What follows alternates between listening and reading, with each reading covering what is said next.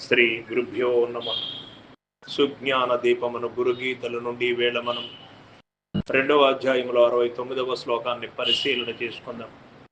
గురు మధ్యే స్థితం విశ్వం విశ్వమధ్యే స్థితో గురుః గురురిస్వం సమస్తం తు తస్మై శ్రీ గురవే నమః. ఓ పార్వతి, ఈ ప్రపంచమంతయు సద్గురువునందు ఉన్నది. సద్గురువు ప్రపంచమునందున్నాడు. ప్రపంచమంతయు సద్గురువేను, ఏరొకటి కాదు. అట్టి సర్వస్వరూపుడైన సద్గురువు కొరకు నమస్కారము అంటూ ఉన్నాడు. ఇక్కడ గురువుకు మినహాయించి యావత్ ప్రపంచములో కూడా ఏరొకటి లేదు అని నిర్ధారణ అయినది. ఎందుచేత అంటే సమస్తాన్ని సంరక్షించేది, సమస్త అధర్మములను నాశనము చేసేది, సజ్జనులను సంరక్షించేది, ఈ మార్గములు అన్నీ కూడా గురువు యొక్క ఆధీనములోనే ఉంటుంది. గురువే సర్వశ్రేష్ఠుడు. అందులకే గురువుకు శరణాగతుడైనటువంటి వాడు ఈ భూప్రపంచములో నిశ్చేష్టుడై ఏ చేష్టలు చేస్తూ ఉన్న దానికి అంటుకోకుండా ఉంటాడు.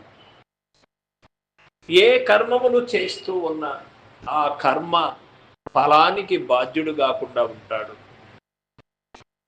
కర్మ త్యాగి కాడు, కర్మ ఫల త్యాగి అయి ఉంటాడు. నిజము తెలుసుకున్నటువంటి వాడు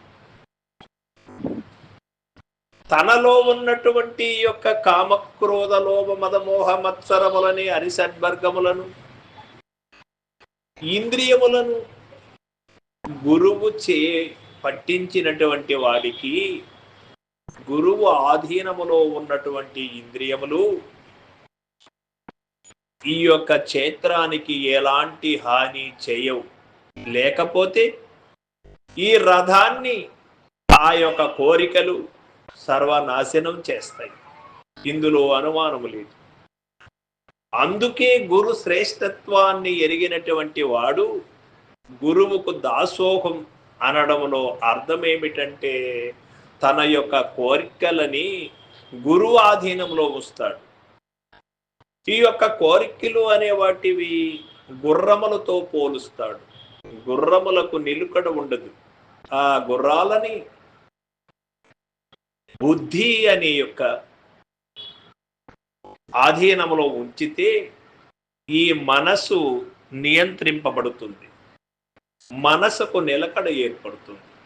మనసుకు నిలకడ ఏర్పడినటువంటి వాడు మౌని అయి ఉంటాడు. అందులో అనుమానము లేదు. మౌని అంటే ఎక్కడో గుహలలో కూర్చొని కాషాయ వస్త్రములు ధరించి కందమూలములు తిని జీవించమని కాదు అర్థం. నిజాన్ని మననం చేస్తూ ఉంటాడు ఎప్పుడూ కూడా.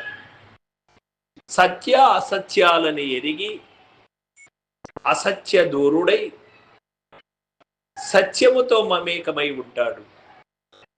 సజ్జనుల సాంగత్యం చేస్తూ ఉంటాడు. సర్వం సద్గురుపాదార్పణమస్తు. జై గురుదేవ్.